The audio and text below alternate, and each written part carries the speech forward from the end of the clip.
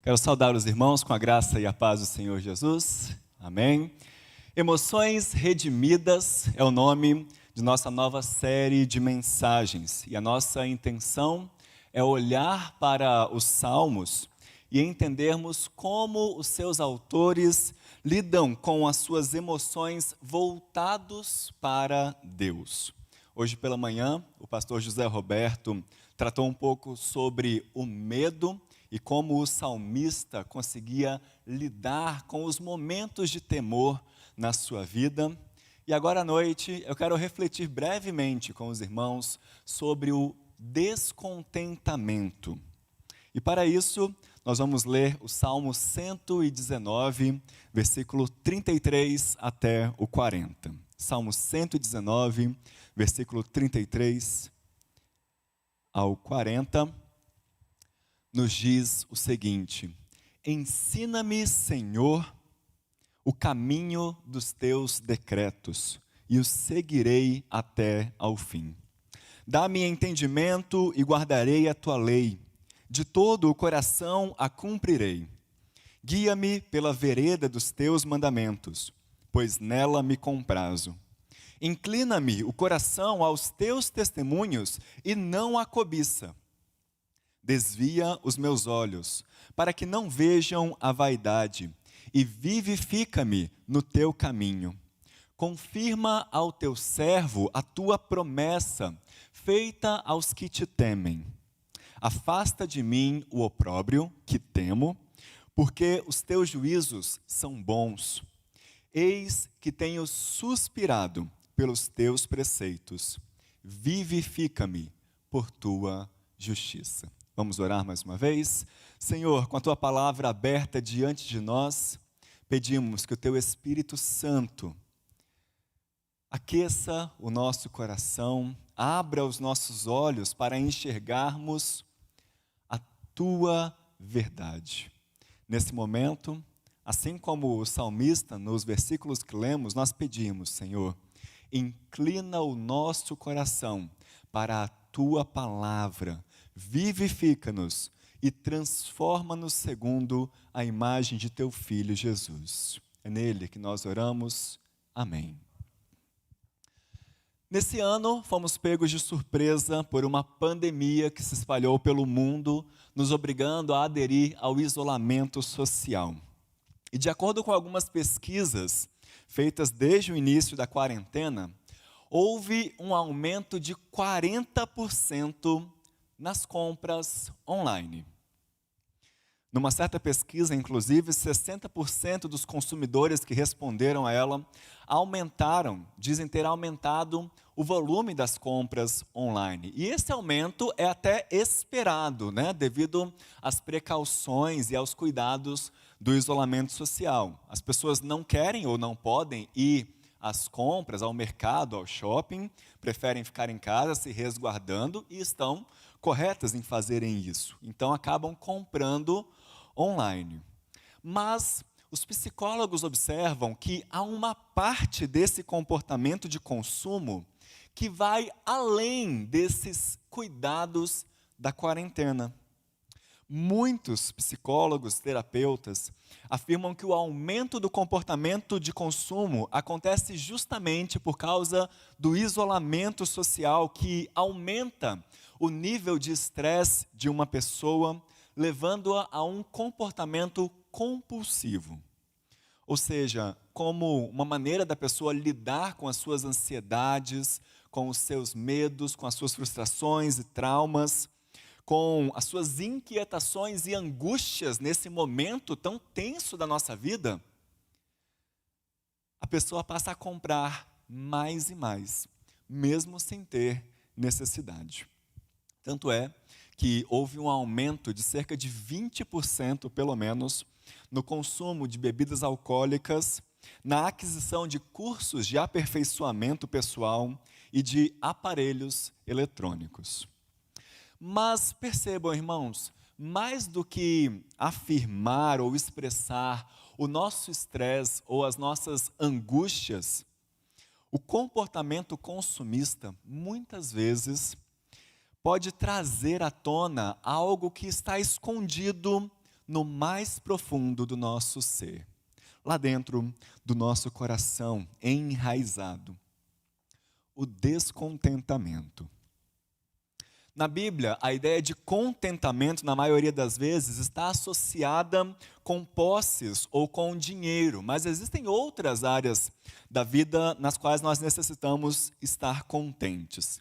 Depois das posses, provavelmente a necessidade mais comum é aprender a contentar-nos com a nossa posição social, com o lugar que nós ocupamos na sociedade e até mesmo em nossa igreja, no corpo de Cristo. Ainda uma terceira área que exige a prática do contentamento é o cuidado de Deus em outras áreas tão variadas como as limitações que nós temos, muitas vezes limitações inclusive físicas, privações que nós passamos, vizinhos desagradáveis ou situações mais complicadas da vida, como perseguição, provação e até dificuldades que nós passamos em nosso dia a dia. Essas circunstâncias muitas vezes nos levam a murmurar, nos levam a nos queixarmos e questionarmos a bondade de Deus sobre nós. Para o pastor Jerry Bridges, um especialista em aconselhamento bíblico, o descontentamento é exatamente isso, é duvidar da bondade de Deus sobre a nossa vida. E se nós percorrermos a Bíblia em busca de exemplos de descontentamento, nós vamos encontrá-lo primeiro lá em Gênesis 3, quando o pecado entrou no mundo. Quando Adão e Eva foram tentados pela serpente. A serpente lançou uma dúvida no coração de Adão e Eva, e essa dúvida nada mais era do que um descontentamento por aquilo que eles não podiam fazer, ao invés de uma satisfação e um contentamento com as riquezas do que eles poderiam fazer. E é interessantíssimo observar o seguinte, meus irmãos: quando Jesus foi tentado no deserto, o diabo usou a mesma tática. Ele procurou tornar Jesus descontente com a falta de alimento. Ele tentou fazer com que Jesus cobiçasse a posição e o poder dos reinos desse mundo. A Bíblia, inclusive, vai nos trazer que o descontentamento faz parte da história do diabo em si. Lá em Isaías 14, versículos 13 a 15, nós vemos que a queda do próprio Satanás foi causada pelo seu descontentamento e pela sua má vontade em aceitar a posição que o próprio Deus lhe dera, lhe ordenara na hierarquia dos seres angelicais.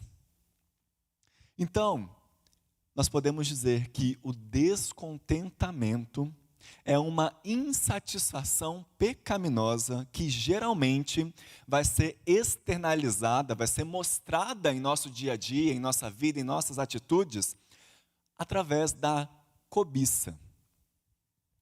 Na última mensagem que eu preguei aqui, eu citei um livro do pastor John Piper, chamado Lutando contra a Incredulidade. Um daqueles livros que você não pode deixar de ler antes de morrer.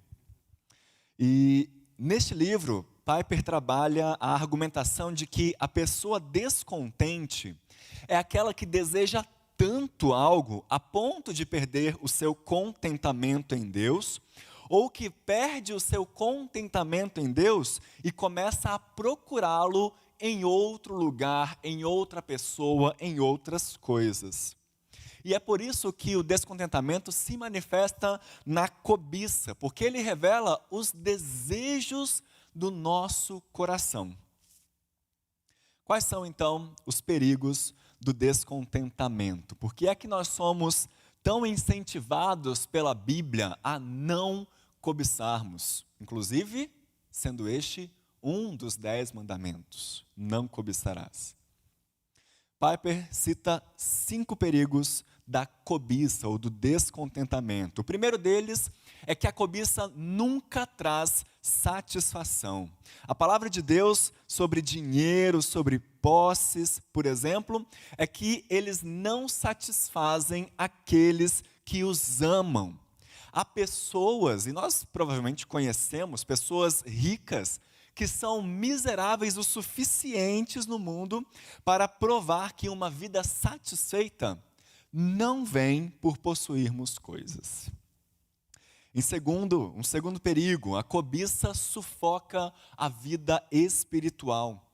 Nós lemos Jesus contando na parábola do semeador que o desejo de outras coisas, como os cuidados do mundo, a fascinação das riquezas e as demais opções que nós temos, podem ser tão forte que o princípio da vida espiritual pode ser sufocado por completo, e então a palavra de Deus não permanece em nós. Em terceiro lugar, a cobiça cria muitos outros pecados. O coração que encontra contentamento no dinheiro, na sua posição social, ou nas suas circunstâncias, e não em Deus, é o tipo de coração que está disposto a se entregar a quaisquer outros tipos de males. A cobiça, então, é um terreno fértil para nós permitirmos que outros pecados se manifestem em nossa vida. E isso só nos aumenta o alerta para fugirmos dela e lutarmos pelo contentamento em Deus com todas as nossas forças. Um quarto perigo, a cobiça desaponta você quando você mais precisa de ajuda. Ela desaponta você na hora da morte. Lá em 1 Timóteo, capítulo 6, verso 7, Paulo diz: porque nada temos trazido para o mundo e nem coisa alguma podemos levar dele. Na maior crise da nossa vida, meus irmãos, quando estivermos à beira da morte, quando nós mais precisarmos de contentamento, de esperança e de segurança, o dinheiro e todas as nossas posses correm para longe de nós. Eles desapontam você. Na melhor das hipóteses, eles só são nossos amigos quando as coisas vão bem. E você adentra a eternidade com nada, exceto a medida do contentamento que você teve em Deus. E um quinto perigo, a cobiça destrói a alma. Mais do que atrapalhar o nosso casamento, as nossas amizades ou os nossos negócios do dia a dia, a palavra de Deus nos diz que a ganância, a cobiça e esse descontentamento que nós temos diariamente pode atrapalhar a nossa eternidade, justamente porque ela vai fazer com que a gente fique magoado com Deus, porque Ele não nos dá aquilo que nós achamos que merecemos. A insatisfação pode facilmente gerar ressentimento ou amargura contra Deus e contra aqueles que nos conhecem também. O que nós devemos fazer então, meus irmãos? Dentre os inúmeros textos da Bíblia que falam sobre isso, me chamou a atenção nessa semana, quando estava me preparando para essa mensagem, o Salmo 119, versículos 33 a 40, os versículos que nós lemos. Você já deve ter percebido que o Salmo 19 é o maior capítulo da Bíblia. Ele possui 176 versículos que tem como um tema central a importância e a excelência da palavra de Deus.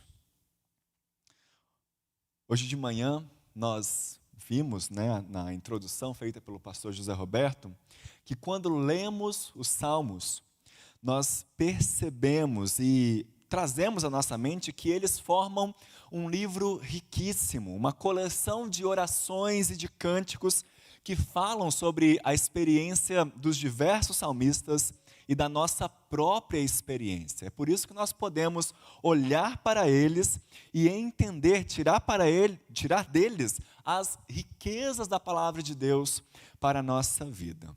E é importante você lembrar também que os salmos não foram agrupados aqui neste livro aleatoriamente.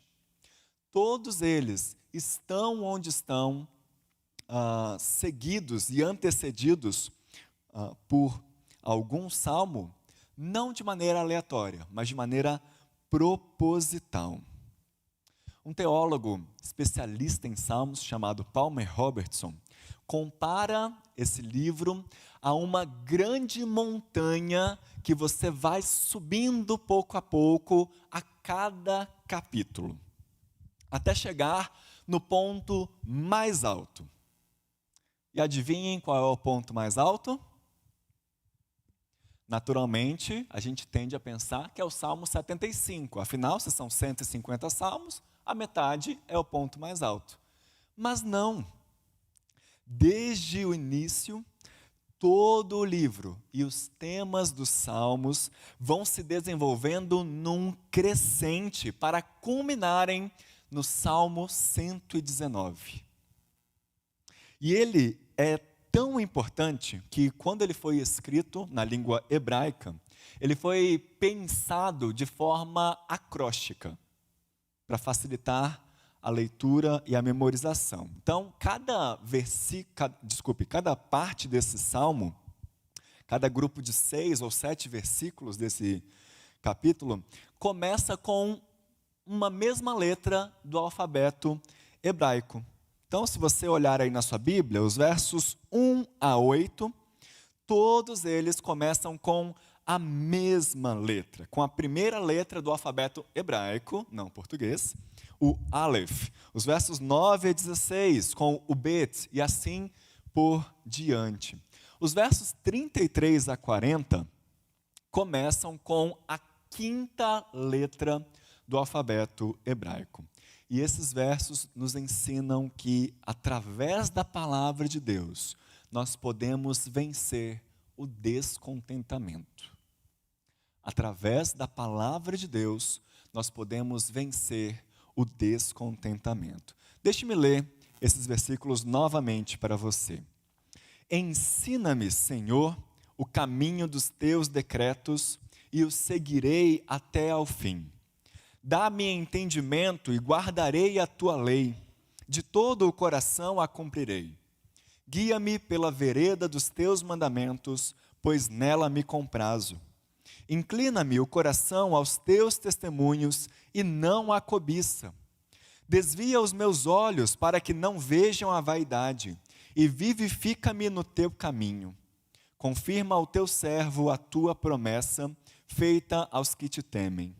Afasta de mim o opróbrio que temo, porque os teus juízos são bons. Eis que tenho suspirado pelos teus preceitos. Vivifica-me por tua justiça. A partir do Salmo 119, então, meus irmãos, o que é necessário para vencermos o descontentamento? Primeiro, reconhecer a nossa fraqueza e a nossa dependência. O nosso coração é corrompido. Nós já nascemos inclinados, predispostos a ficarmos descontentes com as pessoas, com as situações, com as nossas posses, com o lugar que nós ocupamos na sociedade, no nosso trabalho, na nossa igreja. Para nós vencermos esse descontentamento, é necessário primeiro que nós o afirmemos, que nós o reconheçamos e, a partir disso, nos arrependamos. Você deve ser sincero consigo mesmo. Deve confessá-lo e reconhecer que você precisa da ajuda divina para tratar esse pecado. Como é que eu enxergo esse princípio aqui nos versos em que nós lemos, meus irmãos? Lembre-se, você se lembra que eu falei que todos esses versos começam com a mesma letra do alfabeto hebraico? Então, olha o pulo do gato aqui. Na língua hebraica, sempre que um verbo começa com a quinta letra, como um prefixo, começa com a quinta letra do alfabeto, com um prefixo, isso indica que aquele verbo está num modo chamado causativo. Ou seja, nesses versos, em quase todos os verbos que o salmista utiliza, o salmista reconhece que Deus é quem transforma a sua vida. Deus é o agente ativo e Ele é aquele que vai ser transformado por Deus. É Deus quem pode ensiná-lo, é Deus quem pode dar entendimento, é Deus quem pode guiá-lo, é Deus quem inclina o nosso coração à sua palavra, é Deus quem desvia os nossos olhos da cobiça, é Deus quem nos afasta da vergonha e é Deus quem nos vivifica. O salmista então reconhece antes de tudo aquilo que Paulo diz lá em Filipenses: Deus é quem opera em nós tanto o querer quanto o realizar. E é por isso que ele se coloca na dependência do Senhor para voltar os seus olhos para a palavra de Deus e não para a cobiça, e não para o descontentamento.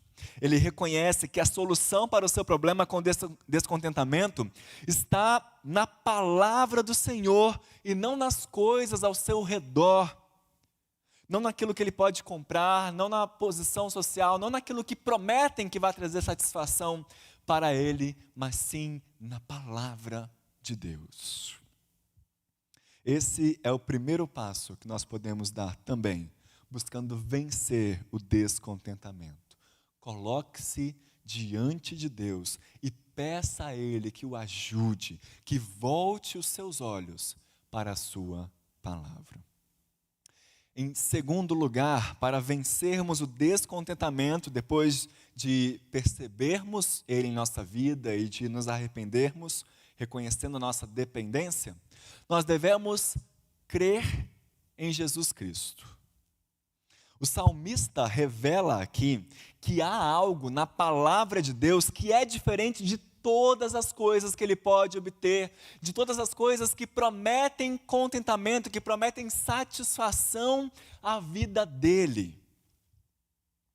No verso 35, na tua palavra, Senhor, me comprazo. A palavra de Deus, então, pode trazer total satisfação para o salmista e para nós também. E ao falarmos isso, nós não podemos deixar de lembrar que Jesus Cristo é o Verbo vivo de Deus. A palavra de Deus manifestada em carne humana. Ele é capaz e suficiente para trazer verdadeira satisfação à nossa vida. E é por isso que quando vem ao mundo, ele nos diz: eu sou o pão da vida. Aquele que vem a mim nunca mais terá fome. Eu sou a água da vida. Aquele que crê em mim nunca mais terá sede. Aquele que beber da água que eu lhe der nunca mais terá sede, pelo contrário, será uma fonte a jorrar para a vida eterna. Em outras palavras, meus irmãos, crer em Jesus Cristo significa experimentá-lo como a única fonte de satisfação da sede da nossa alma, da fome do nosso coração, e é por isso que nós precisamos nos colocar nas suas mãos e entregar a nossa vida a Ele. Mais uma vez eu cito John Piper aqui, quando diz que a fé é a experiência da satisfação em Jesus Cristo. A fé é a experiência da satisfação em Jesus Cristo. O combate da fé é a luta para mantermos o nosso coração contente em Cristo. É realmente acreditar e continuar acreditando que Ele atende a todas as necessidades e satisfaz cada anseio que nós temos em nosso coração. Meus irmãos, Jesus nos chama para nos entregarmos a Ele e encontrarmos verdadeira satisfação e contentamento nele. Não se engane.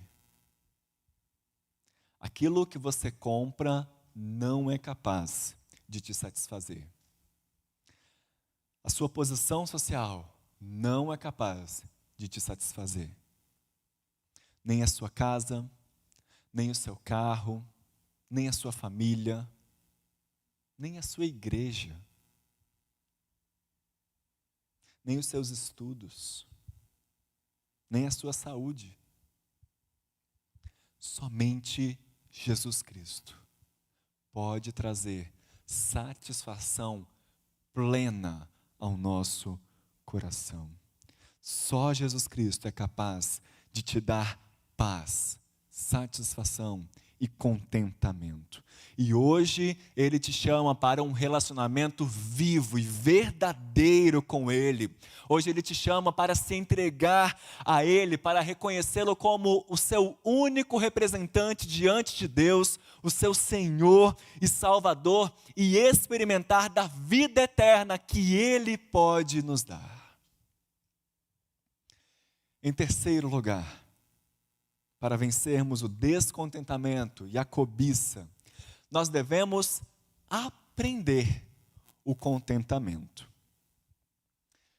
É isso mesmo que você ouviu, e eu sei que pode parecer contraditório falar que é Deus quem produz em nós o contentamento, que nós devemos nos colocar nas mãos de Cristo, porque é Ele que nos dá esse verdadeiro contentamento, mas a palavra do Senhor coloca essas duas verdades juntas, andando numa mesma direção. Deus é aquele que produz em nós o contentamento, mas nós, ao mesmo tempo, podemos aprender a estarmos satisfeitos e contentes em Jesus Cristo. Não é à toa que Paulo diz, nos versos que nós lemos no início do culto, Filipenses capítulo 4, versículo 11, eu aprendi a viver contente em toda e qualquer situação. Paulo aprendeu a não depender das circunstâncias que ele passava. Ele aprendeu a não deixar que as pessoas ou os acontecimentos o controlassem, que isso determinasse o seu sofrimento ou a sua alegria, nem que isso impedisse o seu ministério.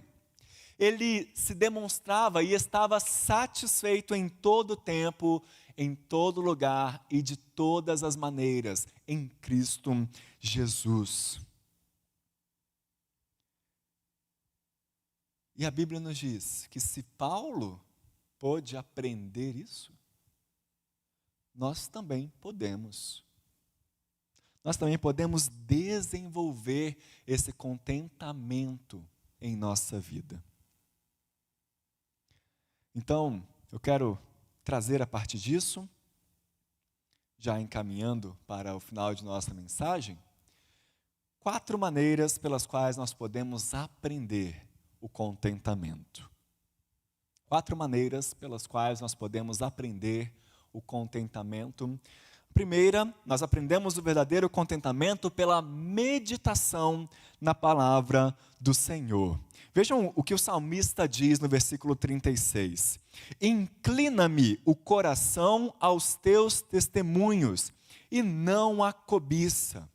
Quando surgem as dificuldades, nós devemos praticar o direcionamento dos nossos pensamentos para as verdades que Deus nos revelou em sua palavra. Devemos meditar nas promessas de Deus, no seu caráter, no nosso relacionamento com o Pai, no fato de que Deus tem um propósito para tudo que nos acontece e que nenhum acontecimento terreno, grande ou pequeno, na vida de um filho de Deus, significa o fim de sua existência. Em segundo lugar, nós aprendemos o verdadeiro contentamento através da oração. Quando somos tentados ao descontentamento, precisamos buscar a Deus em oração. O salmista coloca quase todos os verbos aqui no imperativo, um modo que é utilizado geralmente para uma súplica. ele reconhece não só a sua dependência de Deus, mas ele se coloca diante de Deus pedindo que Deus o satisfaça em sua palavra. E enquanto meditamos na palavra do Senhor, nós devemos pedir a Deus que Ele nos ajude a enxergar, que Ele traga na nossa mente quaisquer áreas específicas da vida nas quais nós estamos descontentes com o que temos. Só o Espírito Santo pode operar uma duradoura e fundamental mudança de atitude em nosso coração. E é por isso que nós precisamos fazer do contentamento um assunto presente regularmente em nossas orações. Oração e meditação sobre textos da Bíblia são essenciais para desenvolvermos o contentamento com o que nós possuímos. Em terceiro lugar, aprendemos o verdadeiro contentamento pela união e comunhão com Jesus Cristo. No texto de Filipenses, Paulo escreve uma de suas frases mais conhecidas, que é: tudo posso naquele que me fortalece. E nós já falamos aqui inúmeras vezes que tudo posso naquele que me fortalece não significa que eu posso fazer todas as coisas, não significa que eu vou ter vitória em tudo aquilo que eu quero, não significa que Deus vai me dar tudo aquilo que eu quero, mas significa que em todas e quaisquer circunstâncias, Deus está comigo e eu consigo encontrar satisfação e alegria em Jesus Cristo, porque Ele me fortalece a passar por toda e qualquer situação. Tudo posso naquele que me fortalece, significa que o apóstolo estava contente, estava pronto para tudo e apto para qualquer situação, porque Jesus lhe fortalecia. E nós devemos estar relacionados com Cristo dessa mesma maneira, para que a sua força e o seu poder fluam para dentro e através de nós. E em quarto e último lugar, nós aprendemos o verdadeiro contentamento pela confiança nas promessas de Deus. Versículo 38, confirma ao teu servo a tua promessa feita aos que te temem. Qual é, meus irmãos, a promessa da palavra do Senhor feita em Filipenses 4,19? E o meu Deus, segundo a sua riqueza em glória, há de suprir em Cristo Jesus cada uma de vossas necessidades. Qual é a promessa de Deus em Hebreus 13:5? Contentai-vos com as coisas que tendes, porque Ele tem dito: de maneira alguma te deixarei, nunca jamais te abandonarei. Não importa a sua dificuldade, nem tampouco o grau, não importa a sua circunstância e nem tampouco o grau de dificuldade dela, a verdade é que toda e qualquer circunstância da sua vida foi determinada por Deus como parte do seu plano integral para a nossa redenção, para o nosso desenvolvimento. Tudo o que Deus faz ou permite acontecer tem um propósito. E os seus propósitos, por mais misteriosos que sejam, por mais inescrutáveis que sejam, são sempre para a sua glória e para o nosso bem. Por isso, se agarre firmemente às promessas divinas. A pessoa piedosa tem o coração centrado em Deus e não nas suas posses, na sua posição ou no seu poder. É importante lembrar também, meus irmãos, que o ensino bíblico sobre o contentamento ou o descontentamento não quer dizer que nós nunca devemos buscar mudanças ou melhorar a nossa situação, as nossas circunstâncias. As passagens da Bíblia que falam sobre isso não nos proíbem de procurar um médico quando estamos com algum problema de saúde. não nos proíbem de estudarmos para tirarmos uma nota melhor, não nos proíbe de praticar para aperfeiçoar uma habilidade que nós temos, ou de trabalharmos duro para sermos promovidos. A palavra do Senhor nos ensina que depois de fazermos tudo o que é necessário para melhorar as nossas circunstâncias ou o mundo à nossa volta, nós precisamos deixar o resultado nas mãos de Deus. Isso é contentamento. Depois de fazermos o possível para melhorar, precisamos nos contentar com a nossa saúde, quer ela melhore ou não. Depois de estudarmos tudo o que podíamos, de praticarmos diligentemente, de darmos o nosso melhor no trabalho, precisamos nos contentar com os resultados que Deus trouxer. Significa também que nós devemos ser gratos. Gratos a Deus por sua provisão nas diversas áreas da nossa vida, na saúde, na educação, nos talentos que nós temos, no nosso trabalho. E, embora nós devamos ser gratos por Deus, por tudo isso que Ele nos dá, nós não podemos depender dessas áreas a ponto de perdermos o nosso contentamento, caso elas sejam tiradas de nós. Em todas as áreas em que somos chamados para estar contentes, sejam elas posses, posição social ou a providência e os cuidados de Deus, a solução suprema para o descontentamento é a graça divina. Nós devemos aprender a viver pelo reconhecimento de que, seja qual for a nossa situação na vida, ela é muito melhor do que a que nós merecemos. Porque nós merecemos juízo e condenação. Devemos aprender que, muitas vezes, por mais decepcionantes que sejam as nossas circunstâncias, a assistência de Deus por intermédio do Espírito Santo está disponível para ajudar-nos a reagir de uma maneira piedosa e a estarmos contentes. Por isso, meus irmãos, assim como o salmista pede aqui, que Deus nos abençoe, que Ele incline o nosso coração para a sua palavra e não para a cobiça. Que Ele nos ajude, nos capacite e nos ensine a estarmos sempre contentes e satisfeitos neles. Amém? Vamos louvar a Deus, então, pela sua palavra e pelo seu ensino.